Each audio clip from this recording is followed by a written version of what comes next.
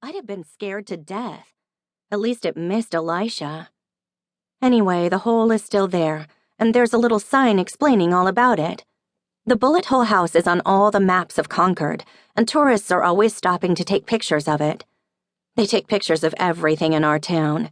You can't turn around in Concord, Massachusetts, without bumping into history, my dad says, and I guess he's right.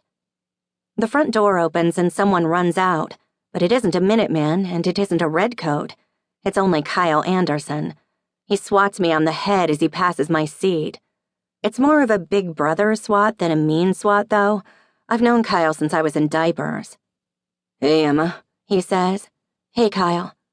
Behind me, Becca and Ashley chorus their hellos, too, but Kyle ignores them and takes a seat beside my brother. Kyle and Darcy are best friends.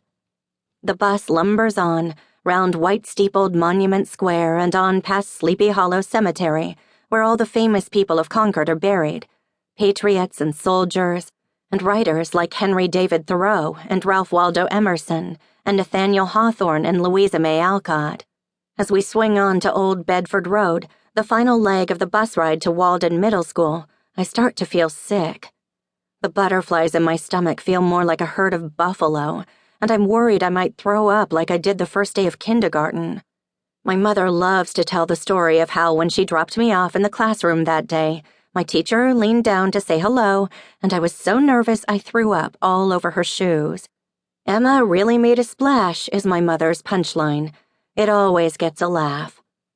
I don't feel like laughing now, though. I close my eyes and breathe deeply, trying to calm the stampeding buffalo.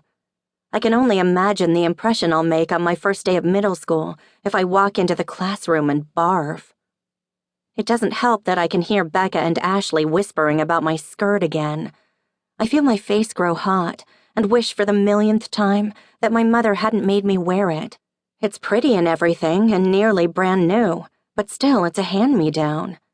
My mother said it looked fine and that no one would ever know, but I knew better. The bus slows as we reach Half Moon Farm, but there are no Delaney's at the bus stop except Jess's dog Sugar, looking mournful, so we keep going. Jess's mom always drives her and her brothers on the first day of school. Her dad must have decided to keep up the family tradition this year. I wish he hadn't. Not that Jess could make Becca and Ashley any nicer.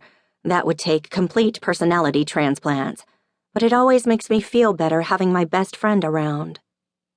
Trying to block out their comments, I concentrate on my poem again. I'm working on finding a good rhyme for grape.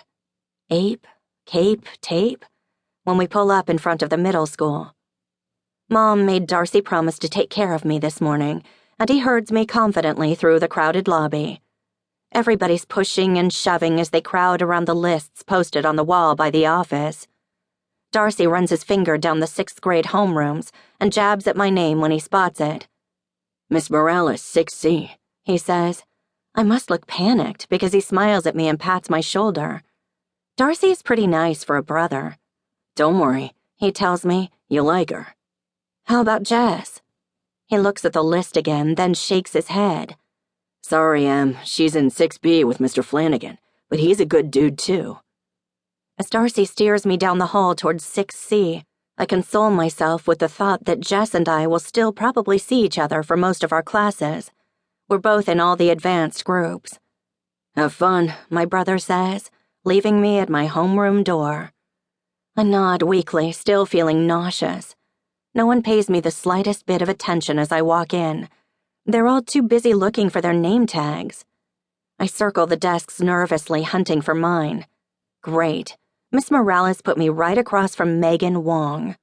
I slip into my seat and slant a quick glance at her.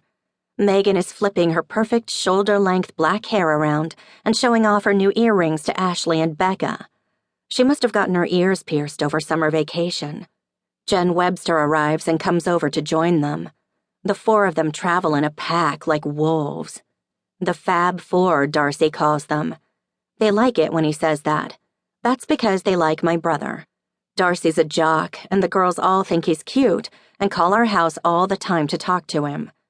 Darcy and I both have the same short, curly brown hair and brown eyes, but so far, nobody thinks I'm cute.